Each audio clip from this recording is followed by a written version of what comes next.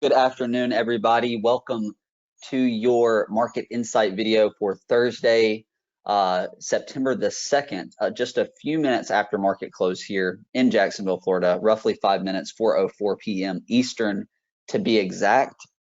And in today's video, we're going to look at a few names that we took profits on as they were getting pretty extended, as well as 3 new buys. We're going to go over the trims or sells first. We'll cover the buys a little bit later. Additionally, we've also got some leadership in different areas of the market and a few names that were weak today that might present a possible buying opportunity as well. So we'll get through all of that. First, let's talk about what just happened, and that is small caps lead, big tech lags. So as you can see, the Russell 2000 was the leader of the indices today, up 0.74%.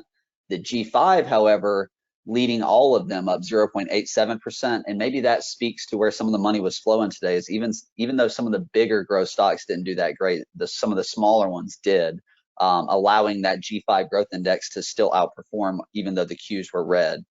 Mid caps up 0.5%, Dow up 0.37, Q slightly down 0.05. Consolidating / digesting their strength pretty nicely, while some of these other laggard indices catch up a little bit, and the S&P slightly green, up 0.28%. The market state will remain in an uptrend. No changes there. Additionally, there are no changes to the trend gauge or the protection gauge. All major indices still above their moving averages. Nothing has changed at this point. And lastly, before we go to the charts, as I always do, this is the team at Revere. This is me in the middle, Hunter Mozingo. If you have any questions, any comments about a setup I talk about, a stock, a indicator, a correlation, whatever, please send me an email, hunter@revereasset.com. If you want to know more about our investment strategy, what we do, who we are, you can email Dan, Tim, Don, Alex, or Merrill@revereasset.com as well. So let's go ahead and get into the charts, folks. We're going to start with the S&P per usual, up just a little bit today.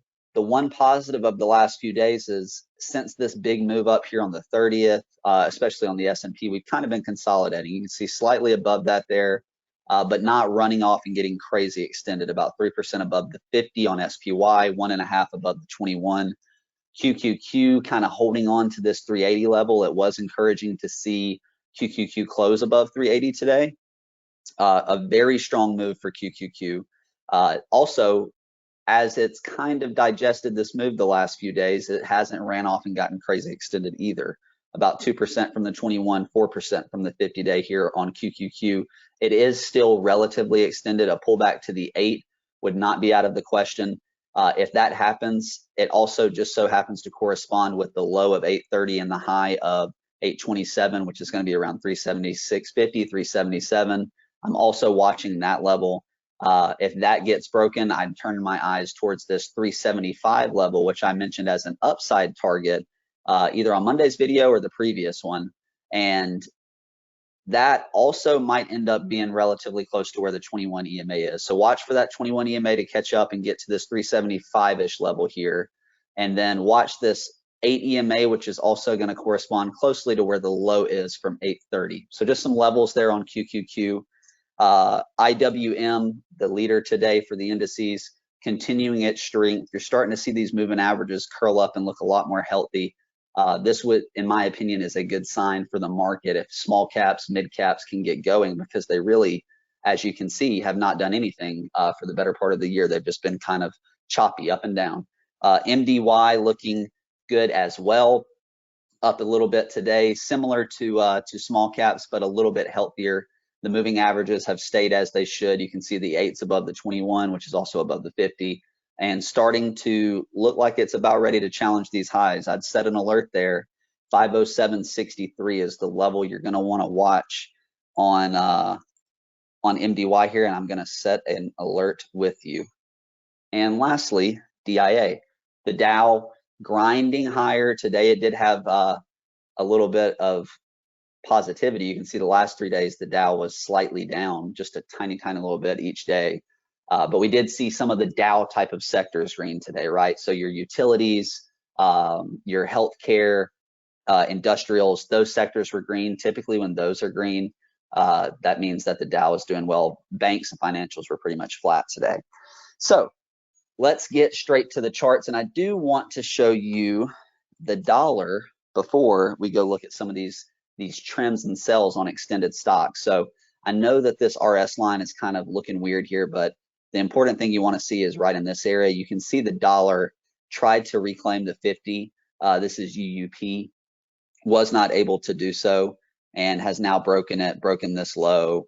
I'm now looking at this area here, this 2468. You can see across the screen as the next feasible level of support. Beyond that, I'm looking at the 200 EMA here, or 200-day moving average, excuse me, not EMA. But the dollar is starting to break down a little bit. We'll see if that trend can reverse. But right now, it looks like the trend is down. It's looking like a failed breakout on the dollar. So to the trims, we took a little bit off of DOCS here, DOCS, as it pushed up into this 100 level. We bought just a handful of days ago on this pullback to the 8 EMA here, as you can see, slightly above 80. Trimmed that position a little bit today as it has obviously immediately gotten extended again, ran all the way back up through previous highs right under this 100 level, still holding a small position. Upstart, a breakout name that we bought and subsequently added a little bit to. This thing has acted great. Same story, took some profits as this has gotten extended again. It's just respected the 8 and grinded higher, but obviously today was up 6, 7, 8% at one point. Just being prudent, taking a little bit of profits, locking some gains here on a very extended name. Another name that is not as extended, but a bigger position. We took off a little bit of Dexcom as well, a gap up that respected the gap up low, as you can see, never got below here, never even touched the 21, respected this 500 level, got back above it, and has just rode the 8-day. Since then, for the better part of the last 2 weeks, took a little bit of this one off. You can see it reversed today, maybe got a little bit ahead of itself, maybe some profit taking going on, but nonetheless trimmed this one a little bit. And this last one, not as extended, but one that we bought well and had some relatively decent gains, took some profits in IGV on this strong move. This is your technology/software ETF. And you can see it's consolidating here nicely, but just taking a little bit of profits, being prudent, and also managing our cash position. Now, on to the new buys. We bought a small position here in AMBA, a huge gap up yesterday with about 13 times the normal volume. Today, about 6 times the normal volume. You can see the run up in touch of 137 right here and consolidating. However, really respecting this 130 area for the time being. Today's low is going to be of importance. You want to set an alert there, most likely, if you're going to monitor this moving forward. 130.77 is that level. Below that, I would watch this 129-ish area here that looks to be previous resistance. But a big gap up, and what makes this one really interesting is you pull it back to a weekly, you can see a very nice little chance here to really break out, and then it gets even more interesting. You pull it back to a monthly, and you can see looks a little bit like a cup and handle here, and it's re-challenging this 130, 135 pivot or so right around here. 137 is the one to be exact. So AMBA, a new buy. Snow, also a new buy. You can see the gap up on earnings was here, came all the way back down, touched the 21, a really strong reclaim, and has subsequently been able to reclaim the 300 level as well as respect the 8-day moving average, 8-day exponential moving average, excuse me. 2 big volume standouts here. And obviously, you see the volume today plus 21%. We bought a small position in this one, a starter, and really this high here, it took it out today, but wasn't able to quite close above it. I'd set an alert at today's high, which is 309.25. I'm going to do that with you guys here as well. And lastly, I don't know if that works. Let's try that one more time. 309.25. And last new buy today, Unity Software, pushing through this 129 level here. Once again, big volume. You can see the volume since the breakout. Almost every day that it was down was on below average, and you can see continued above average buying. Really, really strong action here from Unity Software. turning into one of a leading stock after being one of the dirty 30 names. You can see this uptrend right here is clear. A lot of respecting the 8-day, respecting the 21 so far. So some good action from Unity. That wraps up the sells and the buys. I've got a couple more standouts to the upside today. XOP, I talked about this one possibly bottoming and respecting this 72 level. That happened. It ran up to this area and consolidated nicely, as you can see, and today trying to get back above the 50. Same scenario here with XOP. This was the leading sector ETF today. I want to know if it gets through today's highs, so I'm just going to call it 86. That's what would pique my interest. It looks like it's slightly above, or the high for today is 86.14, but nonetheless trying to get back above the 50 here on XOP. Just a couple more names here. Affirm, this was a gap up on the announcement that they're partnering with Amazon. It undercut the low of the gap day and then finished very strong. It's acted pretty well the last 2 days. You can see the volume here is pretty interesting. One that has earnings in a few days, but keep it on your radar. It's starting to shape up pretty well. This 8 EMA will begin to catch up to this 90, 100 level probably by Monday, Tuesday, Wednesday of next week. So keep an eye on this one for a push through 100 through this 101 high, or a possible bounce off the 8 EMA as that starts to catch up with price. And last one on the positive side of things here, Align Technologies. This is a grinder. Alex covered it in his bonus video several weeks back on our YouTube channel. If you don't know what that is or you'd like to go watch it, go to YouTube, look up Revere Asset Management. You should be able to find a video on Align from Alex Katutis. So this one continues to act well as it gapped up over 700, came back below, respected the 21, and now has gotten back above and is respecting the 8. So an RS standout today, up 1.5%, while the markets were really kind of flat, at least the NASDAQ and the S&P. A couple of losers here. Roku, big time loser today. Looked good yesterday. You see the volume trying to get back above these moving averages. Massive failure today. If this 340 low does not hold, I would probably watch out below on this one. Based on today's action, the volume, I'd stay away from this name for the time being. Square, also a laggard today, down a little bit. You can see it sitting right on the 21.